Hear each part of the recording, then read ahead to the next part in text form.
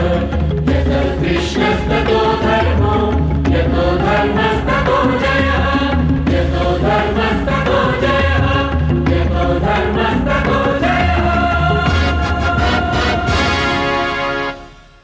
शांत शांत शांत। हस्तिनापुर वासियों के लिए यह हर्ष का समाचार है कि कुरुकुल गौरव महाप्रतापी गंगासुत भीष्म के पौत्र महाराज धृतराष्ट्र के कौरव पुत्र एवं स्वर्गीय महाराज पांडु के पांचों पुत्र शस्त्रास्त्र में अनेक प्रकार से सिद्ध एवं सफल हो चुके हैं। आज नगरवासियों के समक्ष इसी हेतु मुष्टि युद्ध की प्रदर्शन परीक्षा आयोजित की गई है। इस परीक्षा में अब तक श्रेष्ठतम रहे कौरवेंद्र दुर्योधन एवं महाबली भीमसेन प्रतिद्वंदी भाव से उतर रहे हैं। वे अपनी कला का श्रेष्ठतम प्रदर्शन करके हम सभी को आनंदित करेंगे। शुभम।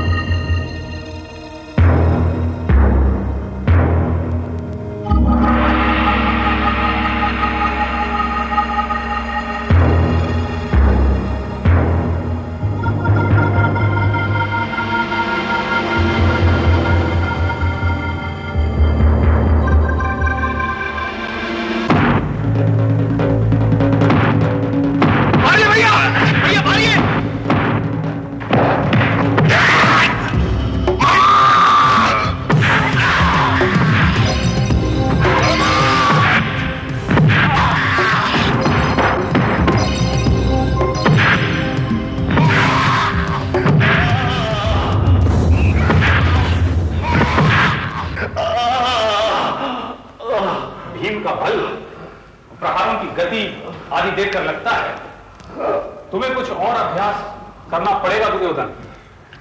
बस कुछ प्रहरों में ही युवराज के घावों में शीतलता आ जाएगी। राज, पूरी तरह स्वस्थ होने में कितना समय लगेगा? अधिक नहीं, पूर्णिमा तक गांधार राज। पूर्णिमा को तो बहुत समय बाकी है। परीक्षा युद्धों में ये सब स्वाभाविक है। कौरवराज धृतराष्ट्र पधार रहे हैं। प्रणाम महाराज। प्रणाम। प्रणाम महाराज। आसन ग्रहण करें। प्रणाम महाराज। कहाँ आघात पहुंचा पुत्र दुर्योधन को? कहाँ नहीं पहुंचा, वो असह्य हो उठा था महाराज। मैं तो कहूंगा ये प्रदर्शन युद्ध नहीं, इन द्वारा दुर्योधन की हत्या चेष्टा थी। ना ना, मैं ये नहीं मानता। भीम महाबली है किंतु बंधुद्रोही नहीं। वो दंड भले ही हो, पर वो सत्ता और श्रेष्ठता मनुष्य को पशु से अधिक असह्य कर सकते हैं, पर ये कटु सत्य आप कभी नहीं समझ सकेंगे। मामा। कल भीम और दुर्योधन का मुष्टि युद्ध देखने योग्य था। मैं भी यही सोचकर चिंतित था कि मित्रवर दुर्योधन कहीं उसी छल का आसरा तो नहीं ले लेंगे जिसकी चर्चा शोन कर रहा था। नहीं, कौरवेंद्र ने वैसा कुछ नहीं किया। हाँ, मुझे ज्ञात हुआ और मैं बहुत प्रसन्न हूं कि उन्होंने विरोचित कार्य किया। किंतु कुंती पुत्र भीम कुछ अधिक ही उग्र और असंतुलित था। लगता था भूल बैठा है कि यह परीक्षा युद्ध है। कभी कभी तो मुझे लगता है कि भीम जानबूझकर हिंसा उठता है, और तब मुझे भी इस पर तुम्हारी तरह क्रोध आ जाता है। यदि युधिष्ठिर ना हो तो भीम तो अपने प्रतिद्वंदी की हत्या ही कर दे। तुमने ठीक कहा राधे। जब जब मैंने उसे दुर्योधन से लड़ते देखा है, तब तब मुझे भी ऐसा ही लगा कि अच्छा ही हुआ कि कल मैं वहां नहीं था। क्यों? वैसी स्थिति मेरे लिए असहनीय हो जाएगी मित्र। मुझे अपने आप से डर लगता है। कैसा डर? यही कि उस समय मैं अपने आप को रोक सकूंगा या नहीं। चलो चलो, अभी वैसी स्थिति नहीं आई।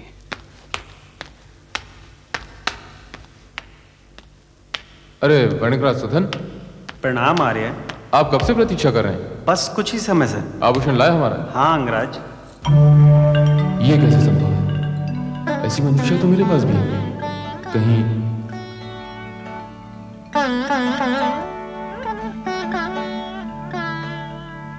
पेटिका खोलिए महाराज।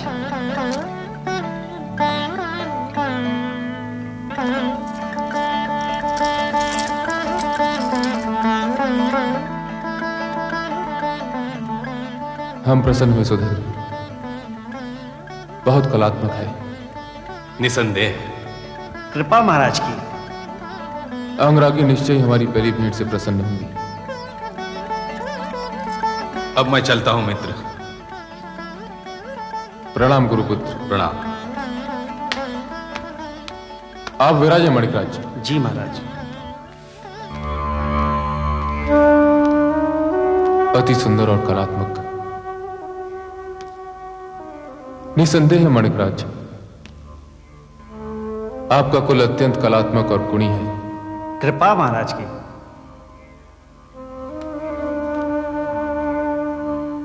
इस पेटिका की शिल्पी से हम भेंट करना चाहते हैं। मुझे खेद है अंगपति, अब ये संभव नहीं। कारण? ये मंजूषा मेरे ससुर गृह भोजनगर से आई थी।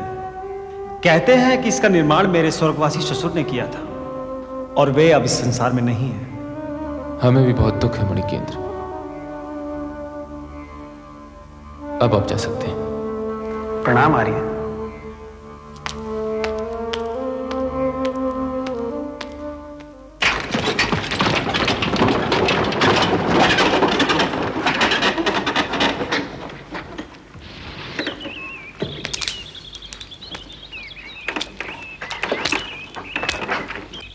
आर्यसुधन, आर्यसुधन, आर्य, आर्यसुधन, आपको माता कुंती ने याद किया है। माता कुंती कहाँ है? राजप्रसाद में। ठीक है, मैं वहां उपस्थित होता हूँ। जी।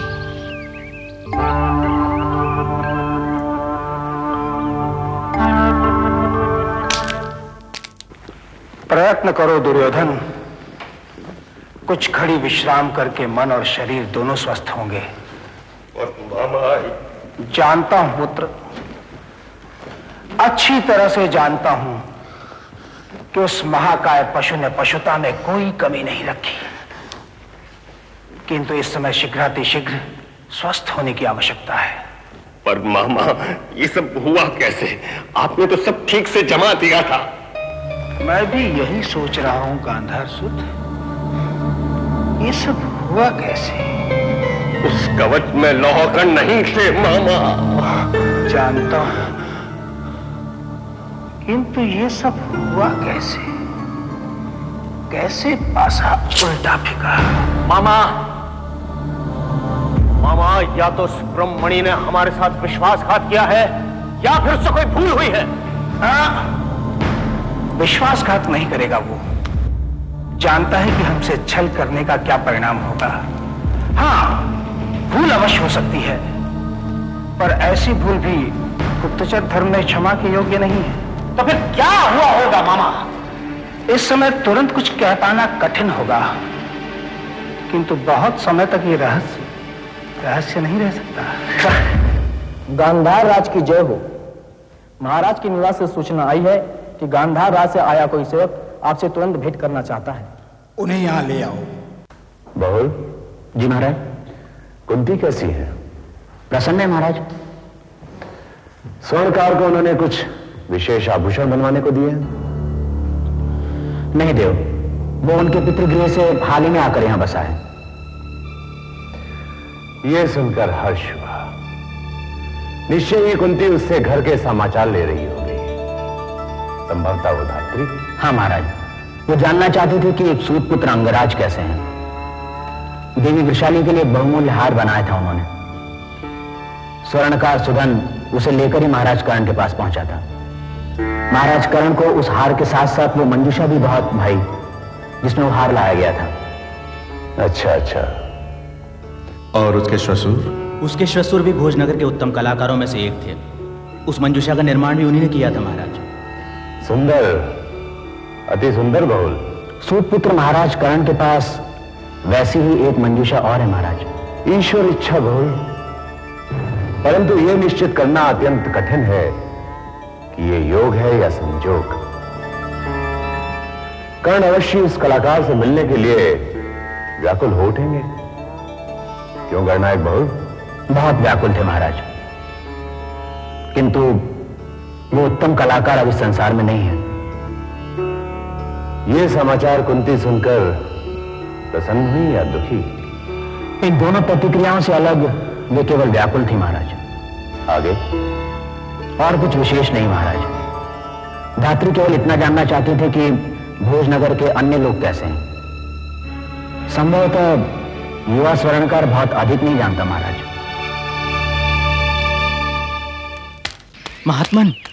महात्मन विदुर। क्या बात है बाबू? महात्मन, पितामह का आदेश है। कहो। देवी कुंती के मातृगृह भोजनगर से हस्तिनापुर में कोई वणिक परिवार आया है महाराज। स्वर्णकार है, नाम है सुधन। सुना तो हमने भी है कि सुधन बहुत प्रभावी कलाकार। पितामह की इच्छा है कि अंगराज की होने वाली पत्नी वैशाली के लिए सुधन से उत्तम और कलात्मक आभूषण बनवाए जाएं। सुंदर, अति सुंदर।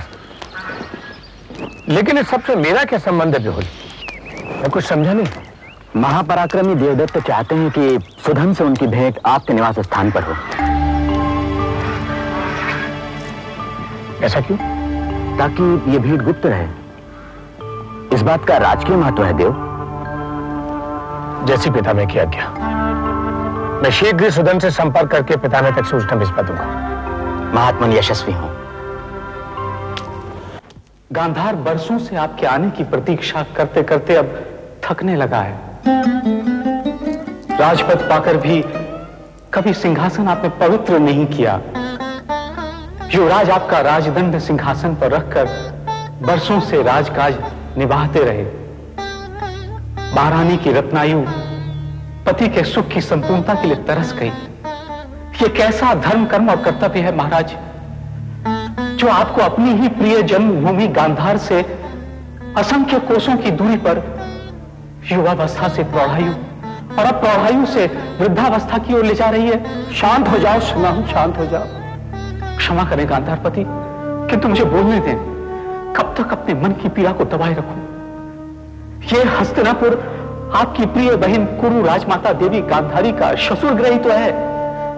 यहां रहकर आप कौन सा दुष्कर धर्म कर्म निभा रहे हैं महाराज? सुनाम। क्षमा गांधारपति। तुम नहीं समझ सकोगे सुनाम। तुम ही क्या, यह पीड़ा भविष्य काल में संभवतः कम लोग ही समझ सकेंगे कि पाषाणवत जीवन बिताकर शकुनी को क्या मिला। प्रिय दूत, जीवन में बहुत कुछ ऐसा भी होता है जो काल सत्य की अमावस से सदा ढका रहता है, जिसे समय सत्य का कोई सूर्य प्रकाशित नहीं कर पाता। किंतु छोड़ो, यह समय इन सब पर सोच विचार करने का नहीं है। इस समय केवल तुम्हारा संदेश पाना और अपनी प्रिय जीवन संगिनी के लिए संदेश देना। आज्ञा करें महाराज। राजमाता को हमारा स्नेह स्मरण कराते हुए कहना कि गांधार राज भी उनकी यादों में उतना ही कष्ट सहते हैं, किंतु मनुष्य जीवन आनंद और पीड़ा, सुख और दुख तथा सत्य असत्य के कभी न समाप्त होने वाले महायुद्ध का ही तो एक नाम है, जिसे युद्ध की भांति लड़े, जय पराजय को खेल की तरह खेल में। और यदि ऐसा कर सकी तो सब कुछ सुखद और शांतिदायक हो जाएगा।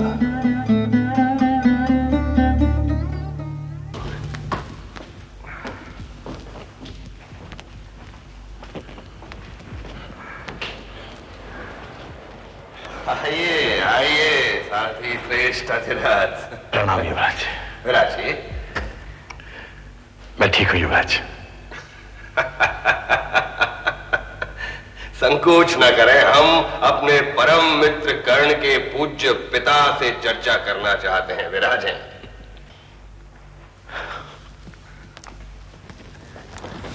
धन्यवाद। सत्यसेन ने बताया कि अंगराज कर्ण के विवाह समारोह की तिथि निश्चित हो गई है। जी युवराज।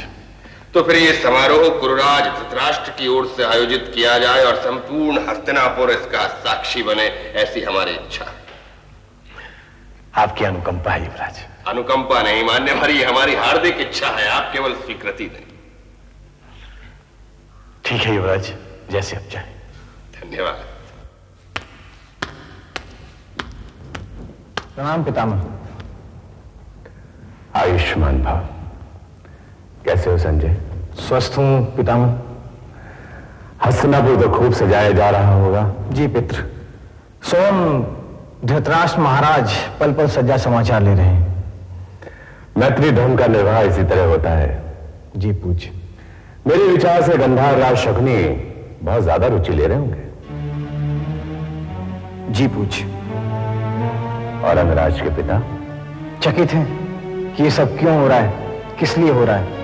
संजय, संसार में बहुत कुछ ऐसा होता है जो सोचने, समझने और सुनने में विचित्र सा लगता है, किंतु यही विशेषता तो संसार को संसार बनाती है। ये सब ना होता तो विधाता को कौन स्वीकारेगा।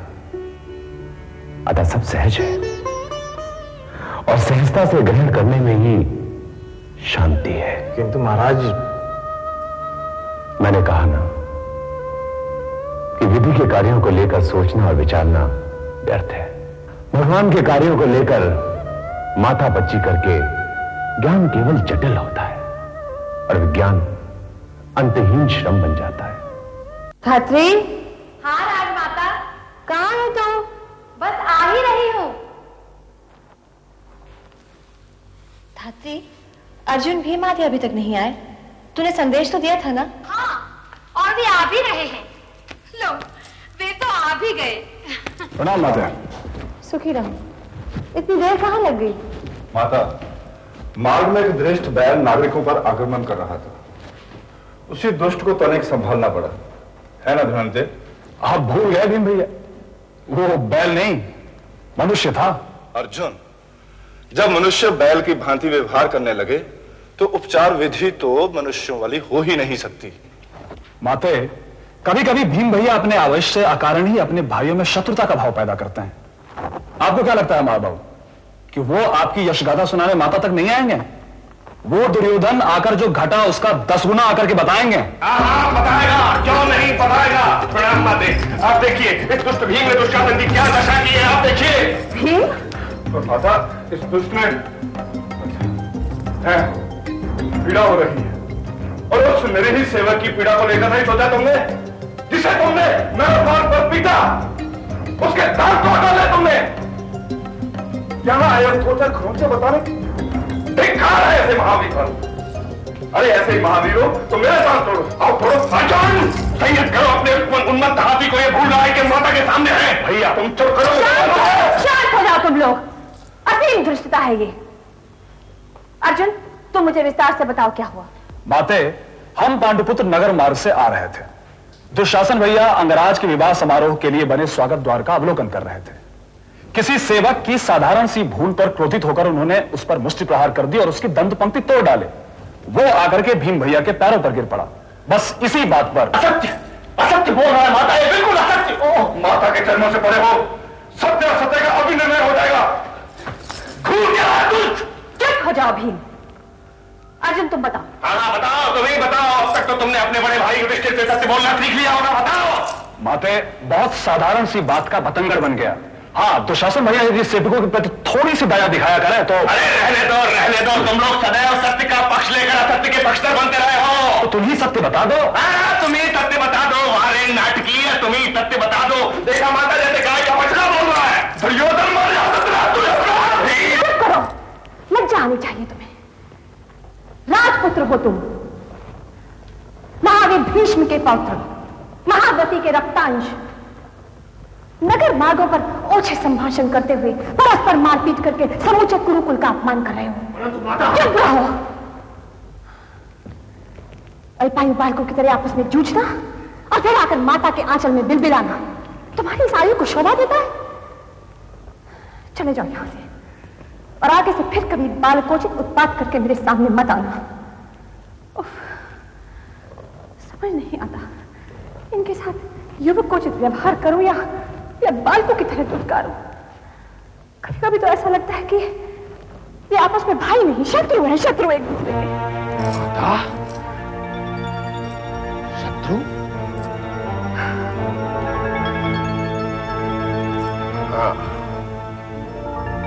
शत्रु ही है। तुमने सुना दुशासन, मुझे लगा था कुंती तो मातृ गौरव निभाएंगी, किंतु आज समझ चुका हूं कि हर मेघ से वर्षा नहीं होती। तो सुनो पांडु पुत्रों, राजेश्वरी कुंती देवी स्वयं ने स्वीकार कर चुकी है कि हम भाई नहीं शत्रु हैं। तो मैं युवराज दुर्योधन आज ये सिद्ध कर दूंगा कि यदि मुझसे समर्पित मित्र कोई नहीं हो सकता तो मुझसे भयावह शत्रु भी कोई नहीं हो सकता। चलो दुशासन, आइए भैया।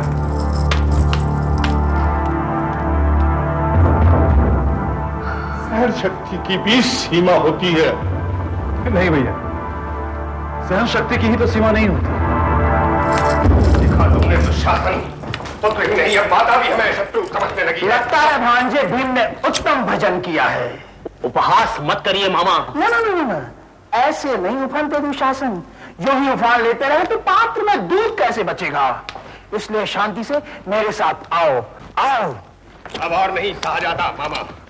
आपको याद है ना, कुंती और माद्री जब वैधव्य का चांटा खाकर वन से यहाँ आकर गिरी थी, उस समय कैसे ये पांचों असभ्य वनवासी बालक हमारे वैभव भरे संसार में शान भाव से घूमते थे, विस्मित, आतंकित, चकित। लेकिन तभी कुंती ने अपने इन पंच पापों के मन मस्तिष्क में ये बात बिठा दी होगी कि इस राज वैभव पर उनका भी अधिकार है। उसी ने समझाया होगा उन्हें कि महाराज पांडु का नाम लेकर कुरुवंश के हिरण का आखेट किया जा सकता है। और बस तब से 12 साल बीत चुके हैं मामा। ये पांचों पापी पांडव हम राजपूतों के अकारण भाई, अकारण प्रतिद्वंदी, अकारण प्रतिस्पर्धी बने हुए हैं। अब और नहीं सहा जाता मामा, अब और नहीं सहा जाएगा। और किस लिए सहे मामा, क्यों सहे? क्या इसी कारण कि पितामह परंपरा, संस्कृति और संस्कार के नाम पर इन पांचों पाखंडियों का सत्य इसलिए स्वीकार करने को तैयार है कि नियोग से जन्मे ये धूर्त महाराज पांडु के पुत्र स्वीकार किए जाए। स्वस्ति स्वस्ति, हमारे भांजे अब राजनीति समझने लगे हैं। राजनीति कूटनीति में कुछ नहीं जानता मामा। मैं तो मात्र इतना जानता हूं कि पितामह भीष्म ने राजा ना होकर भी इस हस्तिनापुर पर जो राज्याधिकार जमा रखा है, पितामह भीष्म जिस तरह अपने मनमाने निर्णय हम परिवारजनों पर थोपते हैं, वो अब नहीं चलने वाला। बड़े भैया आप बिल्कुल ठीक कह रहे हैं मामा। पितामह और ज्ञान का वो ढोंगी विदुर चाहे कितना भी प्रयत्न कर ले, लेकिन कुरुओं का हस्तिनापुर नहीं बटेगा।